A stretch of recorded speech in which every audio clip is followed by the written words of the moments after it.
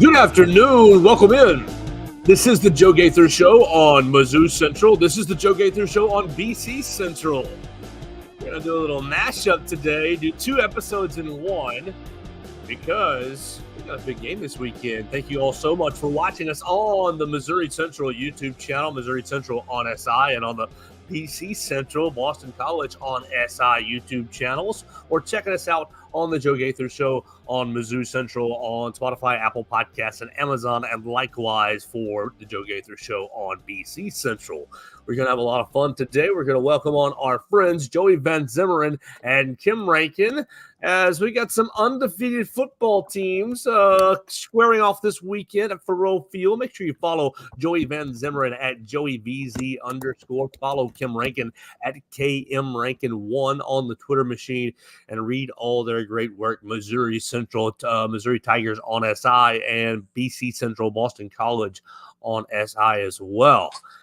Good afternoon. How we doing? We'll start ladies first. Kim Rankin, how we doing? Boston College, how is your week going? And are you ready for some real football this weekend? Actually, you've had a little taste of real football. Yeah, doing good. Excited for the game this weekend. And yeah, we've already had a little bit of a taste with the Florida State game back in week 1. But obviously the hardest game of the season coming up here on Saturday. And I'm excited for it. I think it's going to be a great game, and just ready to see, a really tough test. Well, Thomas Castellanos and the Boston College Eagles were on display, basically on center stage for Labor Day night, taking it to Florida State, making them 0-2. But tell us a little bit about, we all watched that because it was the only game on TV. No one watched the Boston College and Duquesne game. What happened in this big old rout? 59-0, right? What happened? What did the Eagles show, or what did you learn about the program in week number 2? Yeah, you were close. It was 56. So very, very close.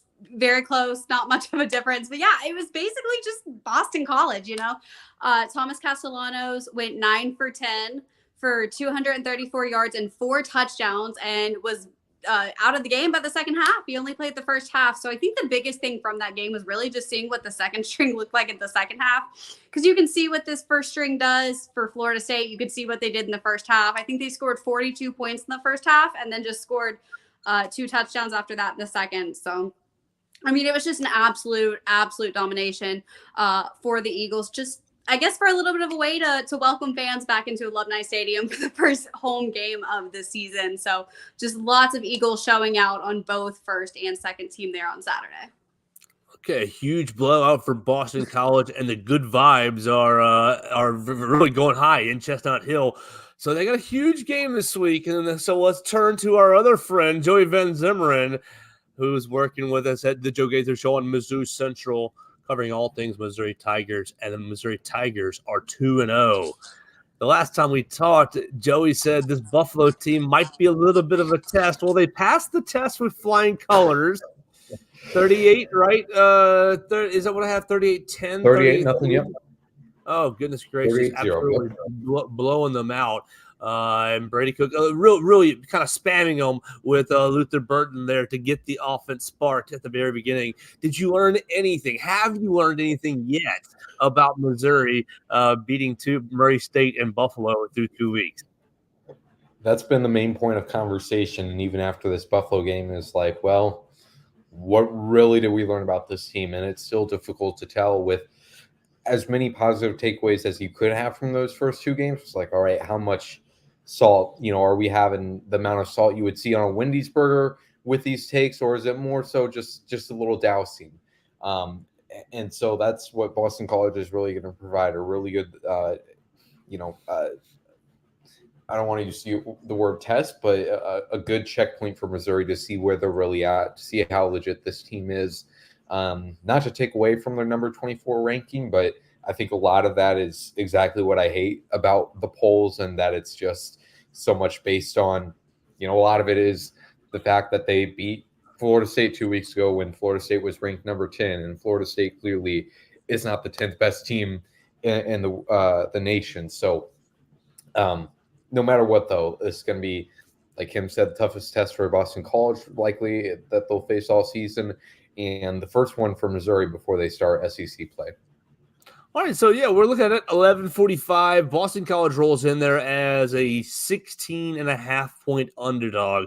So, Kim Rankin, when we walked through the season schedule week by week, a couple months ago, both of us pretty much had this game written down as a loss, and neither of us really had this down as a ranked matchup.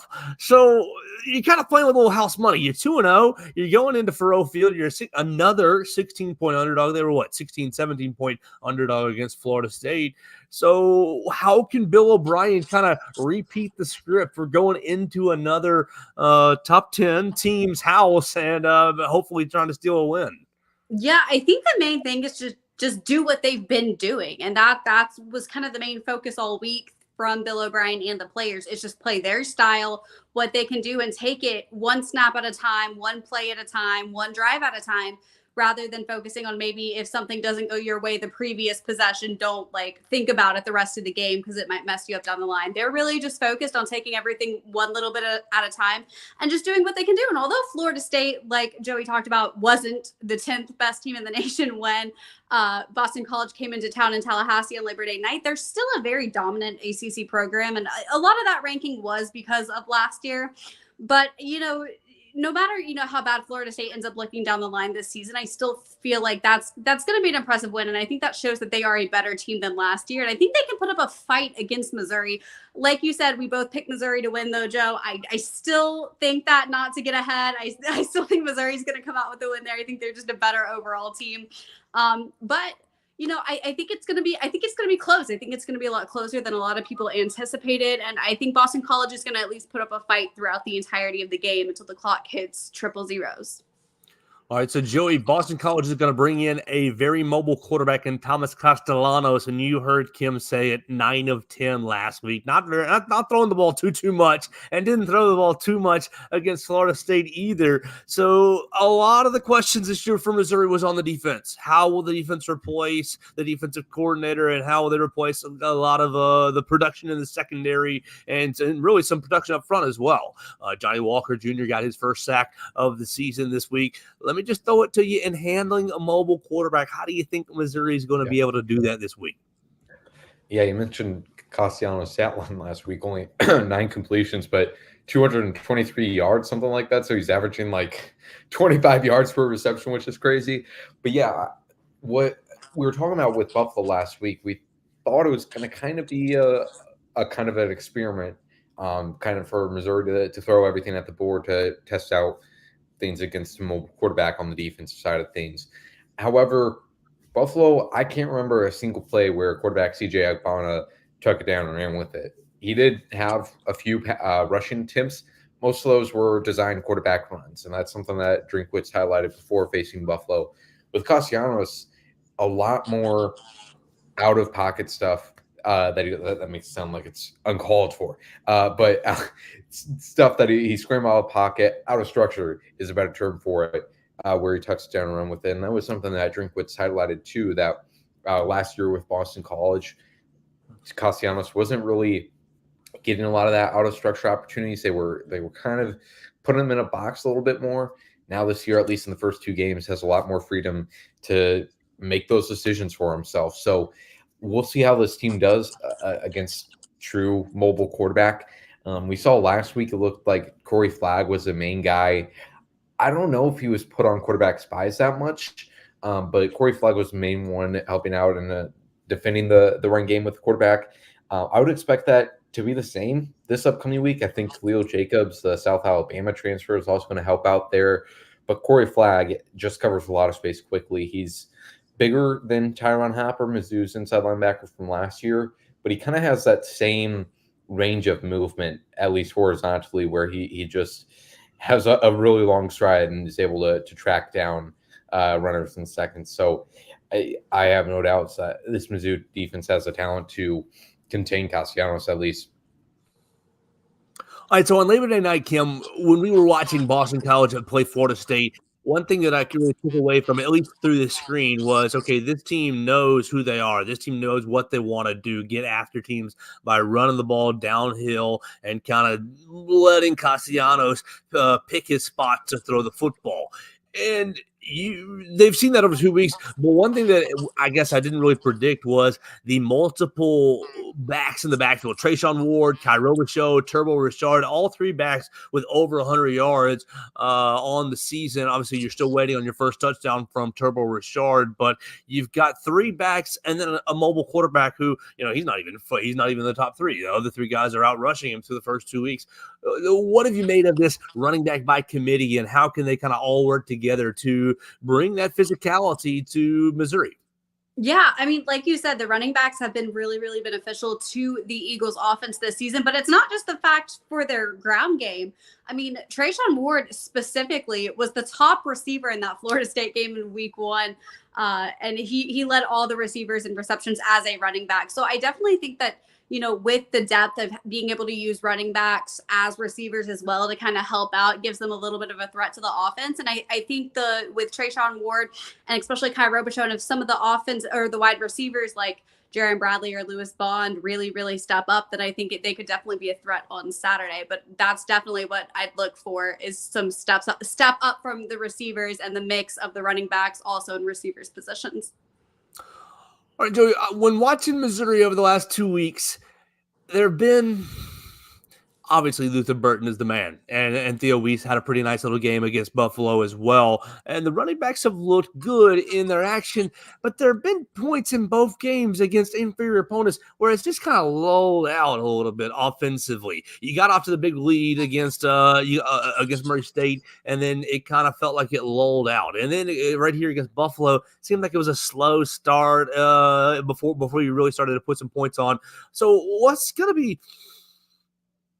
the focus, or what's the angle on making sure that you don't have any of these long lulls where you're going 2, 3, 4, 5 possessions in a row where it's just, okay, 3 plays and out, 4 plays and out, or worse, as you step into better competition? I think we're really seeing the result of Mizzou's offense in 2023, how successful they were, teams having the chance to scout them. Obviously, there's the benefit of returning a ton of production in the pass catcher room, especially compared to defense. This Missouri offense is returning a ton of talent. They're returning their offensive coordinator, Kirby Moore, as well. First offense coordinator that Eli Drinkwitz hired in his time at Missouri, who really opened up things for this offense. And Missouri's whole offensive identity last season was just the explosive plays, whether that was the deep passes to their 50-50 ball guy, Theo Weiss, whether that was Luther Burden catching a ball just 10 yards past the line of scrimmage and then taking it for 50 with all of his jukes, whoops, and everything else that he does. And now, at least through these first 2 weeks, these defenses are being a lot more conservative. And obviously some of that is with the personnel they have on hand to be able to defend guys like Luther Burden. Theo Weiss becomes even more of a challenge, but also just the fact that they don't want to let up those big plays. Against Buffalo, they were playing 10 yards off on a lot of plays, even on third downs and shorts. If I was a Buffalo fan, I'd be very frustrated and confused why the corners were playing so far off. And you saw the Missouri offense kind of have to adjust to that, and that was a big part of the reason Theo Weiss had so much of his success. I believe 149 yards, 13 receptions. A lot of it came after the catch, which usually isn't his MO.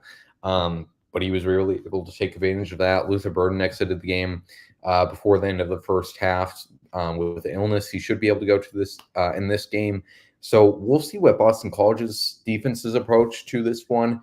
I think a big part of it for the Missouri offense to just be able to be more consistent, because like you mentioned, Joe, in this game against Buffalo, in the first quarter, the Missouri offense had 2.5 drives, not looking great in any of them. Had to settle for field goals on 2 of them at the start, even after an interception from Marvin Burks. They only travel about 10, 15 yards down the field, and they have to settle for a 52-yard field goal. Consistency, I think, is going to come down to, one, just being able to see what these two defenses have given them so far. They've done a good job at taking what the defenses give them. And I think it's all a part of finding this new identity, and the running backs are going to play a big part in that, being able to be a change of pace, be more integrated in the offense, continue to get better at pass blocking, so that, like I said, there have been some lulls, and especially against the first 2 teams that they played, level of talent, you don't want to see that if you're Missouri. All right, going back to Kim Rankin and the Boston College Eagles, this will be, and you've said it, the biggest test for the season thus far, and maybe the biggest test on the entire schedule. But you look at the Missouri offense and you see Brady Cook, you see Theo East and Luther Burton, and you see the running backs Michael Carroll and Noel as well. And so you see numerous options and weapons. Obviously, Duquesne is not going to challenge you in that fashion. And Florida State was a little bit deficient at the quarterback position and really couldn't run the ball either against Boston College. Got to credit Boston College's defense in that fashion. But when you look at the Missouri weapons, Kim, how do you feel that the Boston College defense will be able to either slow them down or frustrate them or get them into situations they don't want to be in to hang into the game? Yeah, I mean, I think they'll do a pretty decent job of that. Boston College's defense. I mean, they've improved on, so many aspects of the game in this offseason, but the defense in particular, the defense was the group that looked the most improved by the end of training camp, and they've looked very impressive so far this season. I've only allowed 13 points through 2 games, not as good as Missouri, but 13 points throughout 2 games is still pretty good. I think if they just really pressure Brady Cook and try to not give him as much time to throw and kind of make him a little nervous, then they'll have a better chance at, maybe getting off the field sooner and getting a lot of rest. I feel like they're going to really have to try to get off the field as much as humanly possible and get some rest and give the offense a chance to go down the field if they want to have a shot at winning this game on Saturday. If they're out there, if Missouri runs the time of possession clock and the defense is out there, they're going to get worn out. And, they really haven't had that type of experience yet on being out there. They controlled the time of possession against Florida State. And then with Duquesne, most of them were out of the game by the third quarter.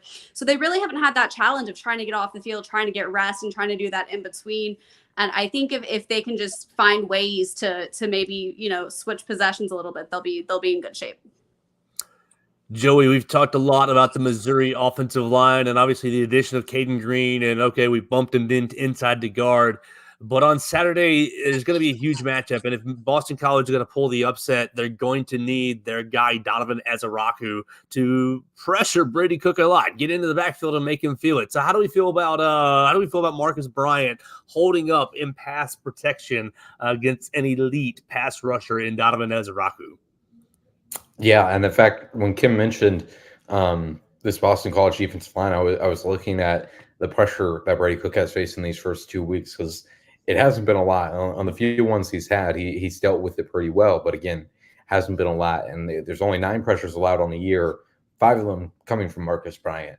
I think a lot of that is just the fact that he does play left tackle, the hardest position on the offensive line. But yeah, Donovan Ezaraku is no joke. And again, another part with this Missouri offense finding our identity and kind of seeing how much that explosive play plays into it. The deep passes from Brady Cook is that they've struggled to connect on those deep passes so far this season. Brady Cook has been overthrowing a lot of wide receivers on those attempts. On the first game against Murray State, where he was trying a lot more of those, I believe he was 0 for 3, 0 for 4 on passes over 20 yards. So if they can get pressure on Brady Cook, that is going to be a big part of it. Keep on invading the Missouri backfield with the 2 runners they got. Then let's keep pulling up that upset. I also think a big part of it is going to be getting off to a fast start for Boston College and more so preventing the Missouri offense from doing so, just because, if Mizzou has an offensive start like they did against Buffalo, Boston College is going to be much less forgiving. And the advantage that Missouri would have by getting out to a quick lead is really just being able to control things. And also, Thomas Castellanos, even though a lot of the stuff he does is out of structure and improvising, probably is going to be less willing to make some risky plays, play out of structure if he's down playing with a lead early on. So that will be a big part for this Mizzou game. And we saw, against Kansas State when they pulled off the upset last year, Missouri offense was firing on all cylinders as soon as the game started. They had that 60-yard touchdown to Luther Burden on the second or third drive, and that's pretty neat to pull up the upset, getting their teeth right away. Kim, how can we petition the TV schedulers to get this game from 11:45 to like maybe 7, 8. It's the only ranked game on Saturday. What the heck? I agree with you. I know the game was like picked a while back, but yeah, I'm with you. I think if it's going to be not only a top 25 matchup, but the only one I think there's one on Friday. Yeah. I'm not 100%. I don't know if it's Arizona and Kansas State, I think. Yep. Is that right? Yeah. I didn't know if either one of them have dropped off or not. I couldn't remember off the top of my head, but this will be the only ranked game on Saturday for sure, regardless of those two teams. I agree. I think it should have been moved up to like a prime time or a better, network or something like that when they found out that Boston College was going to be in the rankings. So I'm fully with you on that. And not to move ahead, but they're playing Michigan State in 2 weeks at like 8:00 at night. And I'm just like, those should be switched, so. I have a personal vengeance in this. I had plans for Friday night that I'm going to have to alter my plans with. So, because I'm going to be up early at 7:30 to getting ready for the game. Gross. But it's not about me. But it should be. You're the lead reporter on the Missouri beat. They're playing their first big game of the year. We ought to put it at night. Everybody's going to all eyes are on Missouri this weekend. Joey, we'll go to you right here and just kind of start to kind of land the plane and say Missouri avoids the upset if they do X. Yeah, I mean, like I said, getting out to a fast start is going to be a big part of it. I guess the other thing is just winning the turnover battle. Pretty typical of upsets. Can't have stupid mistakes like that get in the way. Can't have them have any sort of momentum, because that's when doubts start getting into your head. That's when you start getting away from your game that it has got you to this point and makes you the team that you are. So win that turnover battle, not making dumb mistakes, and getting off to a fast start are the keys for Missouri this weekend. Kim, how confident is this Boston College team after beating Florida State and now being 2-0?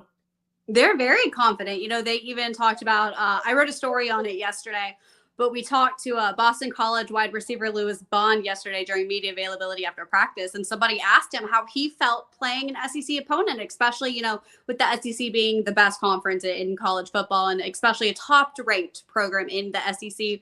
And he just goes, I don't care. It's just another football game we got to play. It's just another team. I don't see them as anything special. They're just the same old, it's just a team we got to play and we got to deal with.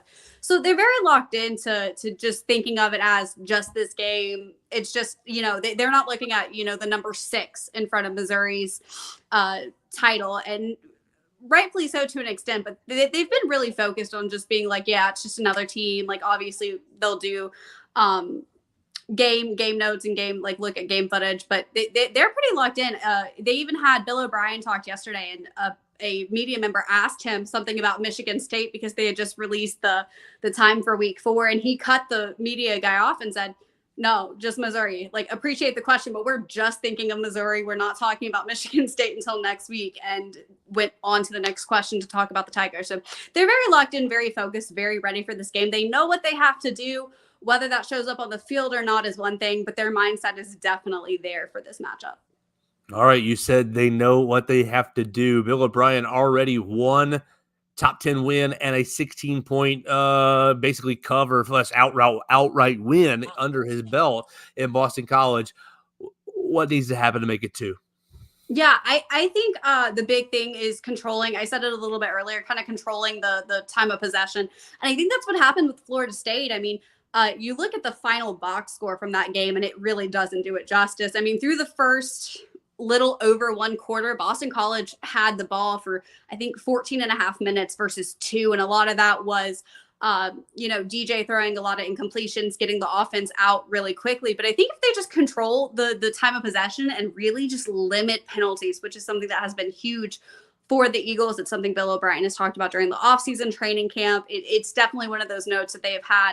And they've only had 6 so far this year. They had 1 against Florida State and 5 against Duquesne. But I think as long as they just play clean and control the time of possession, I think they'll be in good shape to have an opportunity to pull the upset. All right, your total, Joey Van Zummeren, is 53.5. at 11:45 in the morning. So you guys are going to be up way early. Read all about it. Missouri Tigers on SI. You'll have live updates right there. And you'll have live updates on Boston College Eagles, Boston College on SI from both perspectives. So, Joey, we'll throw it to you for kind of final predictions here. 16-point favorite. What do you think how do you think the game kind of ends up? What it will be, 3 o'clock or so, 3 o'clock in the afternoon? We'll be wrapping it up. Mm-hmm. What do you think the result will be? I think it will be a pretty competitive game, but I do see Missouri kind of separating themselves in the fourth quarter. I think cover this, or I think they cover the over under. I don't think Missouri covers 16-point spread. 16 points. But I'll say like right around 35-20 sounds right. Kim, give us your prediction. What do you think is going to be what you're going to be riding at 3 o'clock? Yeah, I agree with Joey. I think it's going to be a competitive game. Like I said, and even though I was wrong about Florida State, I'm still holding true to the Missouri. I think Missouri is going to pull out. I think, their crowd and just them being a dominant program overall. And even though they've played, not any, big opponents yet this year, I still think they're just as good, if not better than they were last year. And so I think they're going to pull away from it. I think Boston College just doesn't have enough experience playing those dominant top opponents so far just yet. But I agree. I think it's going to be closer. I don't think they're going to cover the spread. I think the margin of victory is going to be less than 16.5, but I think it's going to be a really offensive game. I mean, you're talking about both offenses of each team can be super explosive. So I think it's going to be a high scoring game. So I think I take the over on total points, but they won't cover the spread for sure. All right. So I'm going to ask you each one more question as I'm looking at the schedule, because it's a big game for both teams, and obviously it's one of the 2 ranked games this weekend, and maybe there's a little fudging of the AP poll to get Boston College in there, so we have a little intrigue. But you look at the schedule, Missouri is about to jump into SEC play. So, Joey, I'll start with you, and then we'll go to Kim. And the question will be very similar because the schedule is kind of set up similarly. You play this game, and obviously you've had this ramp-up period, Murray State and Buffalo. Now you're playing Boston College. How does this ramp-up period, because your next game is Vanderbilt, and you remember from one of our episodes in the summer that we're all kind of building up to that big road trip to Texas A&M. Just how do you think this is kind of working out as far as just kind of the story of a season, and where, I mean, I don't want to like make it all flowery and make it all fairy tale, but just kind of how it's kind of working out as far as the progression of a team who's working through kind of some early season changes. Yeah, for sure.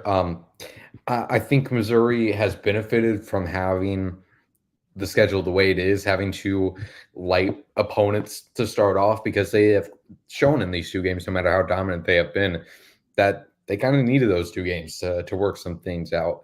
The lead for the story I was writing for this past week's game, and then I eventually changed it, but I was originally going to go with Missouri needed this game against Buffalo. A lot of penalties, had those offensive inconsistencies to start off the game. So we'll see if they're able to fix those this week. I mean, that's another thing we were just talking about, keys to the game. Missouri can't have, I think it was 9 offensive penalties last week against Buffalo. A lot of holdings in there, a lot of false starts. So Missouri would hope at least that they can work those out.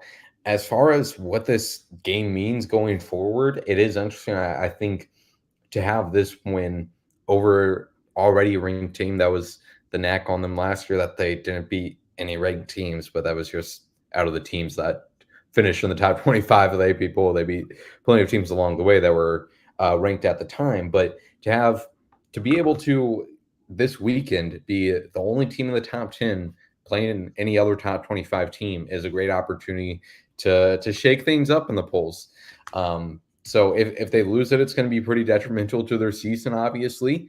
But yeah, I mean, this would give this Missouri team quite a bit of confidence, even though it is Boston College, but they're the 24th team in the nation.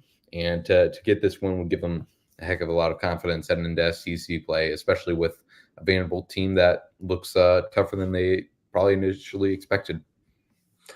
Kim, we'll flip it to the Boston College side because the schedule is sort of interesting as well. You got the first game with Florida State, the ACC game that you basically stole, and the ACC did you wrong scheduling you Florida State on the first day of the season. But you stole that in Tallahassee, and then you get the gimme with Duquesne. But you've got a real challenging matchup. We've talked all about it for 30 minutes now.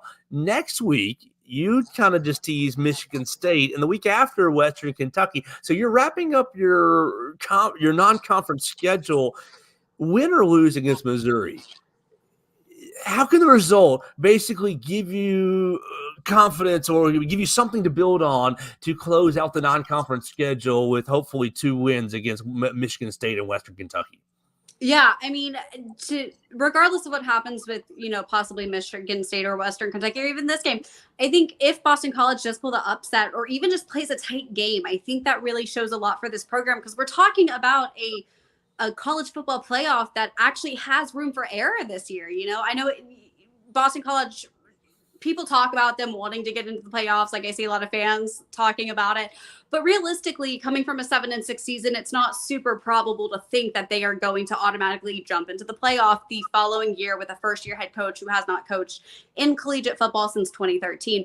But let's say they do. I think even if they play Missouri really close, the ACC is such a question mark this year. We saw it with Florida State. We saw it with Virginia Tech and Vandy, like you just talked about a second ago, that, there's room for error. So even if they do just play tight and pull it out, I think it would still be a huge game for this program. And I think it'll still give kind of a statement to the world. Because like you said, although they did play Florida State was not as the 10th best team in the nation when we played them. The only reason they were still ranked 10th is because they didn't put out a poll after week 0 and that Georgia Tech game. So I think it'll be really good for the program, regardless of a win or a loss, as long as it's played tight, competitive, and short. And then depending on what the outcome is, I mean, if they win, then they take that motivation into Michigan State, who is also 2-0. I know Michigan State is very kind of hit or miss each year, but they're currently undefeated. And then Western Kentucky, who, me and you, Joe, saw a couple weeks ago, who did not look as good as I think they could have been this year with TJ Finley. But I think that just either gives them anger to go 4-1 in this non-conference slate technically, or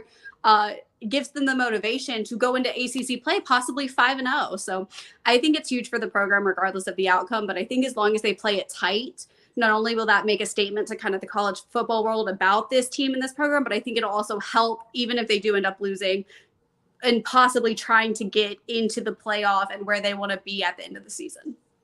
It's going to be a lot of fun on Saturday, 11:45. We will have coverage from both sides of the coin. Kim Rankin and Boston College with the Boston College Eagles, Boston College on SI. Make sure you follow her at BCCentral on SI. Follow her at KM Rankin1 on the Twitter machine. She will have all the coverage of the Eagles, win or lose. Joey Van Zummeren will have a whole team there. He's going to be managing a lot of people up there at the Faroe Field press box. Follow him at JoeyVZ_. Follow all of his work at Mizzou SI on the Twitter machine and MizzouCentral, Missouri Tigers on SI right there on the website. So, guys, hope y'all have a lot of fun. Good luck. Don't talk too much trash to one another. Keep it cordial. Keep it professional, I guess. Keep it between the lines, guys, as we look to see one of the more intriguing games of college football this week. Thanks so much for your time, each of y'all. It's going to do it for our show today, and we'll get you out of here right here on the Joe Gaither Show on MizzouCentral and BCCentral. We thank everybody for joining us. We really thank both of our reporters for combining their time today. And we hope all you guys have a great weekend and we enjoy the game against one another. I'm looking forward to seeing the outcome and seeing which way, how it propels each program forward through the rest of the year. So we'll get out of here for the week. We'll be back with you next week to kind of cover the results and set you up for the next matchup. Boston College taking on Michigan State, Missouri taking on Vanderbilt. So big games for both teams on the horizon in week number 4. It's going to be a lot of fun, and you'll be able to check it out right here on the Joe Gaither Show on MizzouCentral and the Joe Gaither Show on BCCentral right here on each of your respective websites.